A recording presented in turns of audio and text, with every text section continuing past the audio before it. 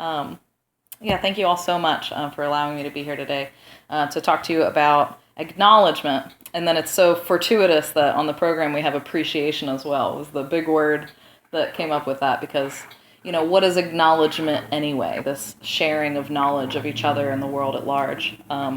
So I like that we can now tie in the theme of appreciation to that. Instead of just talking what is, but instead also, in addition, why is. So, in my experience with spirituality, acknowledgement seems to be the tool, the goal, or the in-between. Because we gather in places like this to share praise and to, give it up to the is that is all of everything,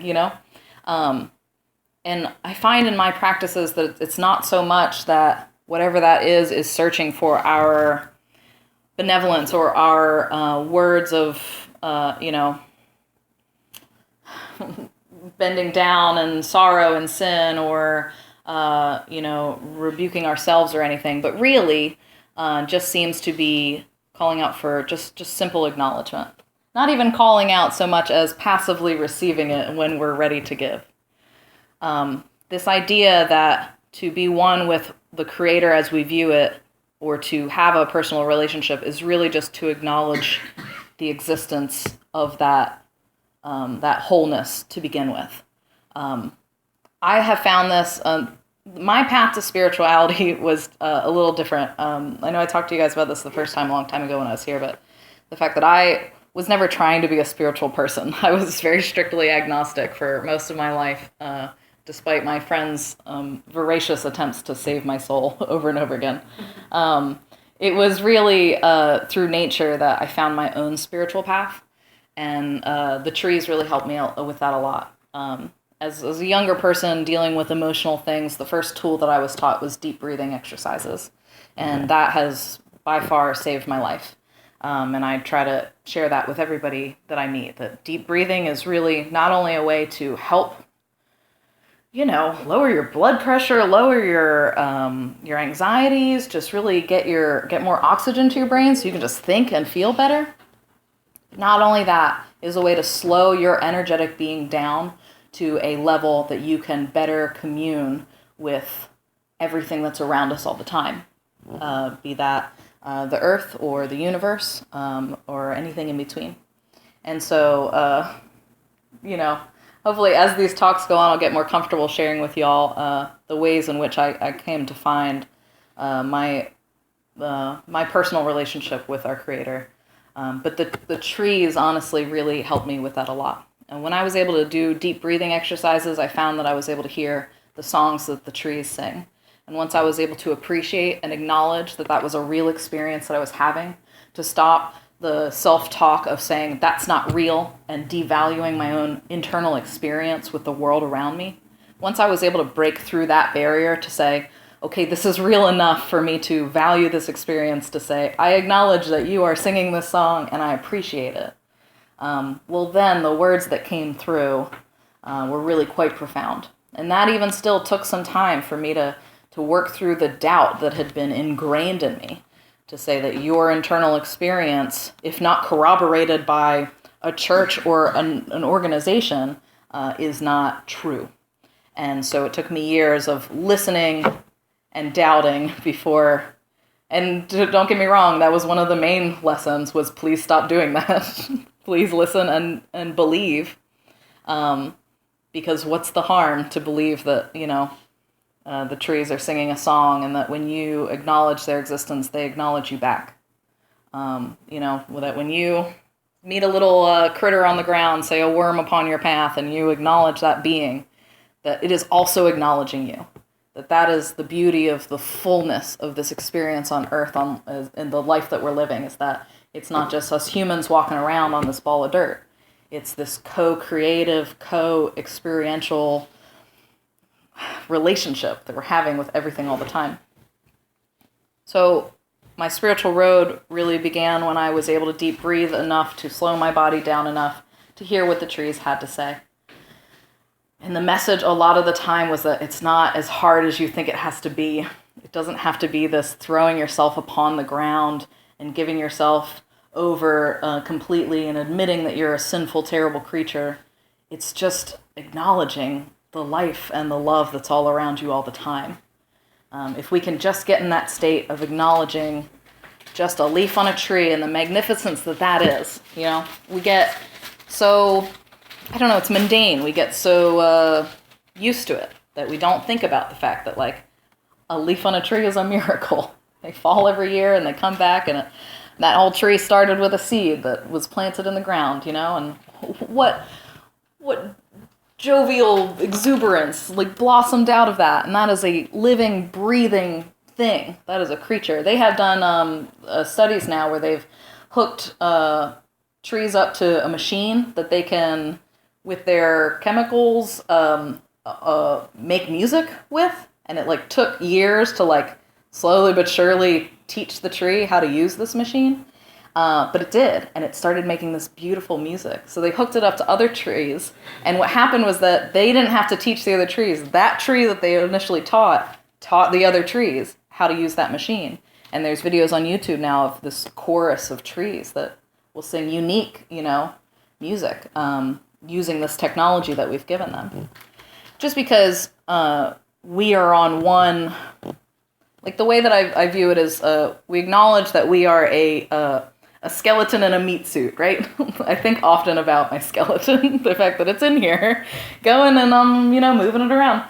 That we are electricity and energy, like, bundled up in this being. We take that for granted as well, to really understand the miracle that our bodies are in and of themselves. And then we take for granted that, like, everything else would be like us, which is why stereotypically we've had such a human-like God image, because of course it would have to be what we are.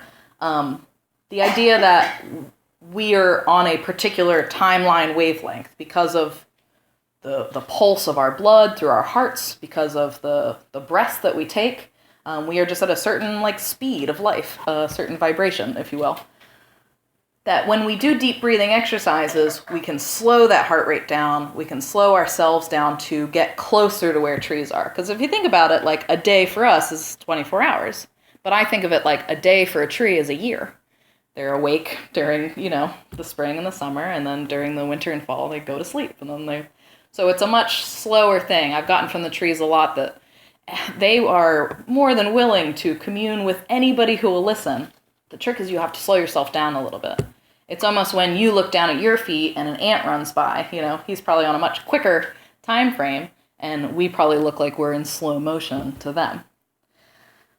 This idea that acknowledgement of the life that is around us all the time really is, I think, the spiritual relationship that at least I'm striving to have, and that I think more people can have, because it's a way that we can be ceremonious all the time.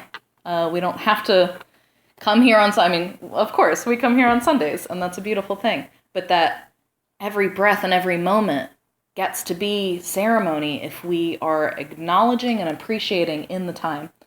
Gratefulness is a wonderful way to do this. I'm sure y'all have heard that, like, if you write down 3 grateful things every day for 21 days, it'll change your life. I've been doing it for about a year now, and I will not say that the change has been fast or vast or really, minutely noticeable. But I think it has affected the way that my brain processes information now. That before I complain now, I find my brain goes quicker to, I'm grateful for this lesson, or I appreciate, this experience, because I don't know. Gratefulness helps us see a bigger picture, perhaps. I'm grateful for the life all around us and each other, but more than, I think grateful is a way to acknowledge everything, but acknowledgement, such like a big word for such a simple thing. Really just seeing each other, To be seen and to see is what I think I mean by that when I say acknowledgement. To be able to acknowledge the situation down at the border, to see it. To not just keep scrolling and not think about it and not put our mind there because it's uncomfortable, in the same way, when I speak to these trees about, their brethren burning down, in places in the world, they kind of brush it off. They do not suffer in the mental ways that we do. They do not woe each other's demise because they have a longer life and a longer viewpoint to be able to see past that, to go, oh, you sweet little human, we do not try to put your mournful ways upon us. So this is not how we experience the world. To acknowledge that the input that I get from them is valid and is true, even when it doesn't make sense to my human capacities and faculties. The way that I trust and know that knowledge is real when I get it is because it's always in rhyme. It's always very sing-songy. It's always a song that goes with it. And it is rhyme schemes and words that I could not have come up with myself. Oftentimes I'll have to go look up the words that they use because I didn't know that one. And so in my doubting days, that was a way that I got through that, because I said, I couldn't possibly have come up with that all on my own. I've let that go a long time ago there now, and I appreciate getting to share these experiences with you. I know how it can come off, don't get me wrong, but this is why we are each experiencing spirituality in our unique ways. They say that religion is a group experience, but spirituality is a one-on-one relationship that we have. We can come together and we can share our experiences in these ways, but nobody's going to have the same experiences with a God as each other. And that, I think, is what makes it a personal relationship. And that's what makes it truly special, that we get to each have this beautiful input and then get to hopefully share it with each other and go, I hope you believe me because I believe me. It took me a long time to do that. And I believe in the relationship that I have with the Creator. And I find time and time again that all it asks of me is just acknowledgement, at least once a day when I can, to go. And at least I think gratefulness is a shortcut to go, wow, I am grateful for my life and for this experience and to get to be here now. To acknowledge the gift that is. The gift that each of us have to just be able to experience all of this. When I was young, I was not real happy to have this life. I was real quick to try to take myself out of it. I did not think that I would make it this far into my days. So I hadn't planned this far. I'm really happy with how it's going, planless. But it's something to be said that at some point I had to acknowledge the fact that our existence itself is the greatest gift we each could have ever been given. And what we do with that is supposed to be a joy, and here we are together as individuals in the wholeness that is the creation and the Creator. Here creating, with our words and our thoughts and our actions and our fashion choices and our, day-to-days, that is such a gift. And to try to acknowledge that more often, to not just go through life like it is what it is, oh, it's just what it is and it's always been here. I haven't talked often about it yet, but there's this book series, Conversations with God, that I really enjoy. And a similar experience where a man was at his wit's end. He just couldn't take it anymore, and he sat down with a pen and paper and he wrote an angry letter to God that said, where are you? Why aren't you talking to me? And he said, well, here I am. And his hand, wrote the answers. And he said, well, this can't be real. And he said, well, it is. What do you want to know next? And I think those 4 books came of it that way. And gosh, the answers that he got were quite profound. And I'm sure he has gotten over wondering, if people believe him, because I'm sure he sold millions of books at this point. So, and the most helpful thing to me was when he said that life itself is God. Like existence itself. We got here and we were like, oh, this is a thing. This is already happening. We're a part of it.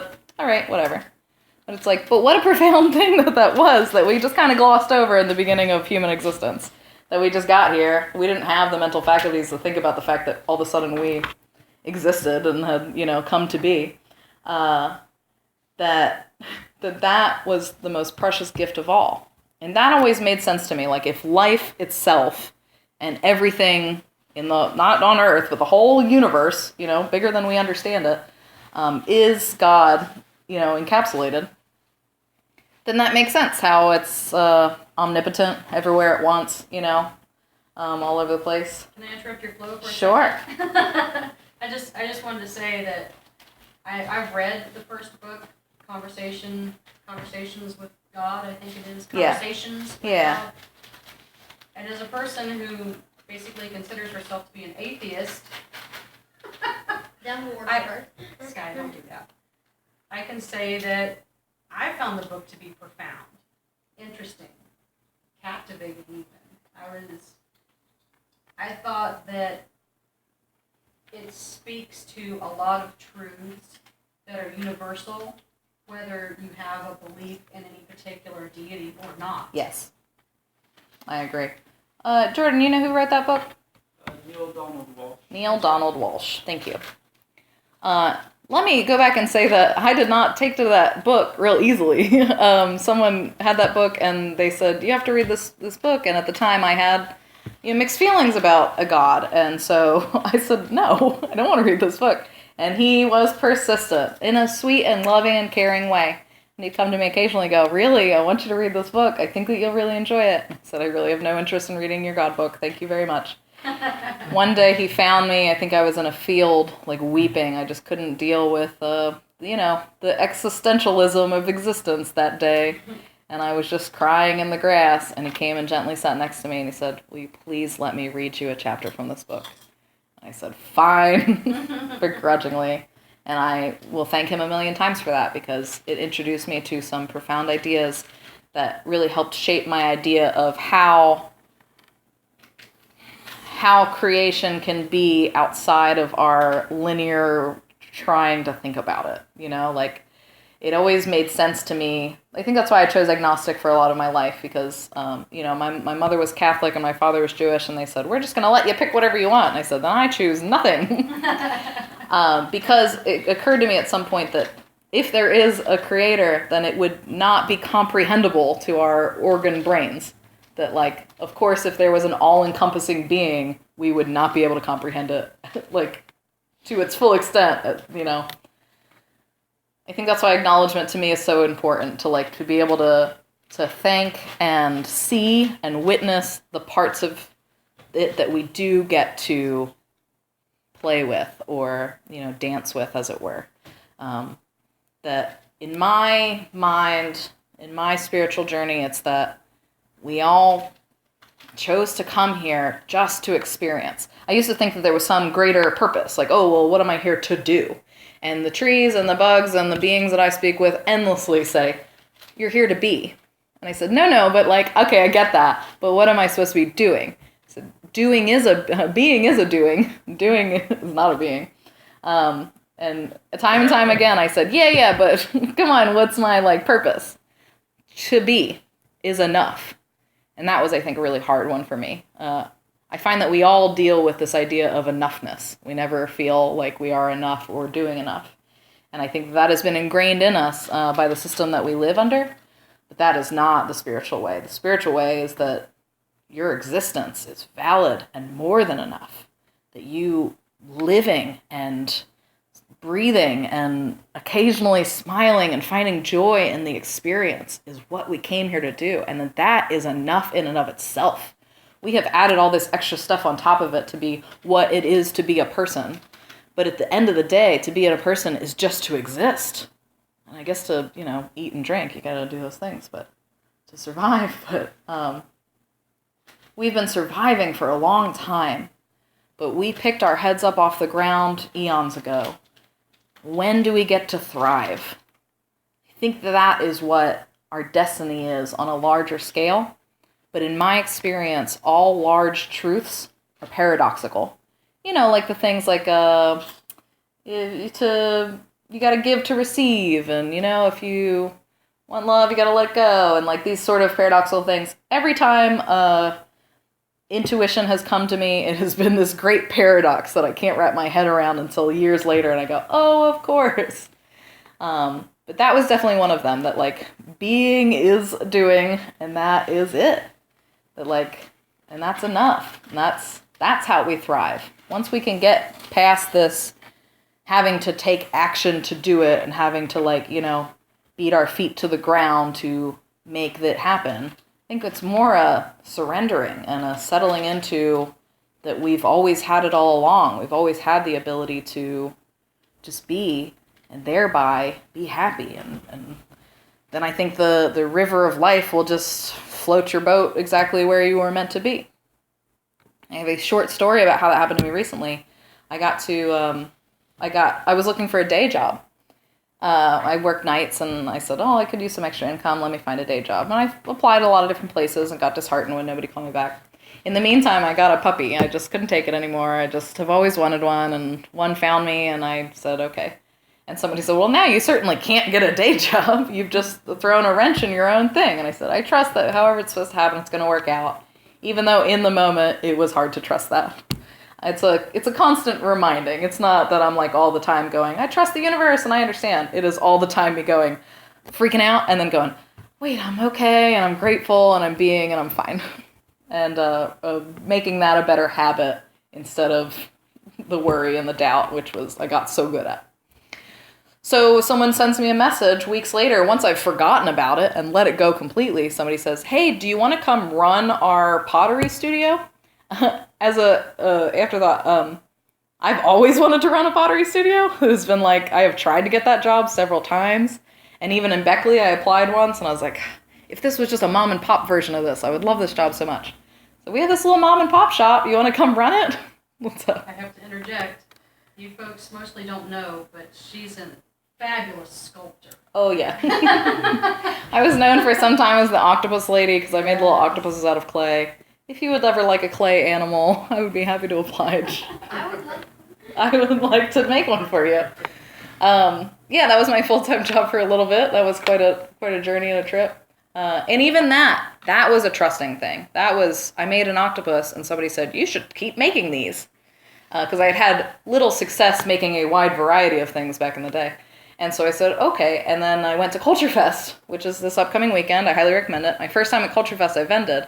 I said, if I make like $300, then I will quit my job and I'll do this all the time. And I made like $400. And I still was like, but I'll go back to work. It's fine. I'll do both. And I got back to work and they said, we don't have the money to hire you anymore. I'm sorry. We have to let you go. And I said, so not only was that the door opening, that was the boot kick through the door. Please follow your journey now. So what was funny was with this new opportunity, finally I said, because it's perfect. I get to manage an art center and create out of it what I see, a vision that we're co-creating. Because the people who own it have no idea anything about art and don't want to. They just want to hand it off to me. And I said, but how did this come about? Like, how did you randomly find me and message me? And she said, you helped us make like a fake dead body a couple Halloweens ago. And I said, what? I said, I didn't even think twice of it. Like, that was like a whim. I just like made a shirt, that was crazy. So I was like, you can plan all you want, but once you really surrender and let go, then the life river is going to just float you to the doorstep of like, and who knows, like making that dead postman was going to put me on the path to where I was. Sky, did you have a question? No. Yes, you did. No, I did. Come on. No, I didn't. Okay, never mind. I had to finish my thought before I forgot it. Sometimes people have to do that, buddy. But yeah, so it's this beautiful idea that like acknowledge that even surrender is the pathway to get there. That we can put foot in front of foot endlessly, trotting a path that we think is ours. And don't they always say the best laid plans of mice and men often go awry anyway? I think that's the beautifulness of existence in and of itself. And I'm sure some of y'all who have had years on me can see in your own life how the things that you thought were what you wanted ended up maybe you got them and maybe life took you a different way or had you reevaluate, or I don't know, maybe you ended up somewhere you didn't even think you were, gonna ever foresee yourself being. I think that's the beauty of being. To acknowledge that process, the process of life itself. To acknowledge the life within us. I know that I'm probably going to go on about this a couple times at our sermons, but like to really acknowledge the fact that like you have a generator in your chest right now that started the day that it started ticking and won't stop until it stops, and that is your life force. Like you are a generated walking around meat machine, and it's a really beautiful thing. Like your parents came together and grew you. You were a seed, and now here you are, a thinking, conscious, breathing, like complicated creature existing in the world, communicating with each other these vast ideas that we barely have words for, desperately trying to, as I often say, F the ineffable, just really trying to talk about things like God, that is a simple 3-letter word that we really barely understand. We just put a label on it so that we had something to talk about it with. But beyond that, we're talking about the most complicated thing in existence, and it's debatable anyway. So, like, we can't even really concretely, any of us, say. That's what always really got me about religion, I think, in my mind meddling over it, was that, like, you could talk till you're blue in the face. We could all sit down from all religions from all over the world and talk about it, but nobody can ever, like, prove that their truth is true. Like, nobody really has that concrete, evidential answer to say, my beliefs are right and yours are wrong. So my belief is that everybody's belief is true. It's one of those paradoxical things that I really firmly believe that when everybody embraces and finds their individual truth, that will be the one truth and the one way. And then that involves everybody being individuals, which is the most we've gotten to do that in the course of the history of our planet. Like, we are blessed that we live in a country and a place and a time where we are, I don't know, maybe even expected, if not allowed, to be precisely who we are. And yet still, we tend to shroud ourselves behind, I don't know, common courtesy and politeness and expected, respectful responsibilities. But I think once we're breaking through that currently, people are being truer to themselves all the time by acknowledging their own selves. Inner acknowledgement is probably the deepest way that we can go. Everything that I've ever been taught by the trees or the wind or the mountains, and gosh, the mountains have a lot to say, just really slowly, that it all comes back to like that we can't affect anything outside of ourselves. The only thing that we have any control over is our internal experience. And that paradoxically, that's the way we do it. That when we each take inner responsibility for our own inside universes, that naturally will be reflected in the outside world. The current truth that I'm working through, one day I'll do a sermon on like this, I turned it into a camp even, this very specific like set of instructions that I got along the way on my journey.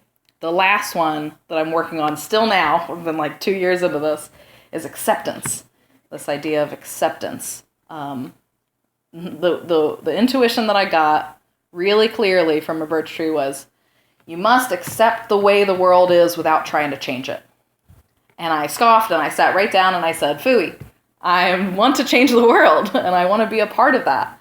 And how can I accept the world the way it is? There's terrible things that are happening all the time. Like, I can't do that.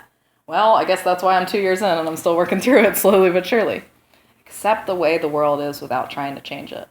I know one day I will see the full picture of the paradoxical nature of this statement, but what it has made me realize more than anything else is that it is a fact of letting go and surrender to the state of things outside of ourselves.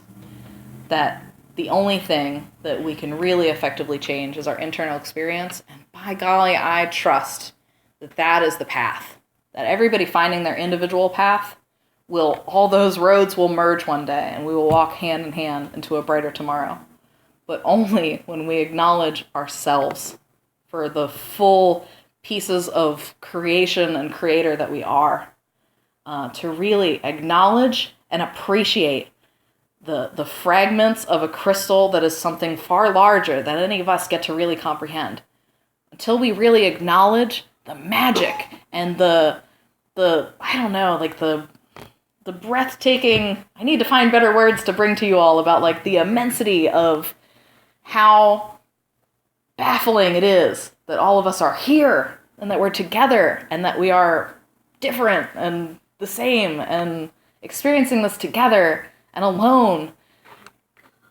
That it's really, that's it, you know? That's the cream cheese. Like that's the filling that we are all looking for, going, where is it? Where is the answer and where is the, you know, where's the pie? It's in ourselves, and it always was. And we got told for a long time that it wasn't, and that you needed to look for it outside of yourself. And I'm here to tell you that whatever creator is telling me to tell you, we were looking the wrong way. And, you know, I think the Bible points a lot to it, that we will do far greater things with faith the size of a mustard seed. But I think that we are putting that faith outside of ourselves, and I think it's time to put that faith within. And that's the way that it goes. Do you have your hand raised? I keep skipping over your... Yeah, no, he's wiggling. We can do, how's that? You want... That seems like a thing. Thank you. Thank you guys so very much. I appreciate that.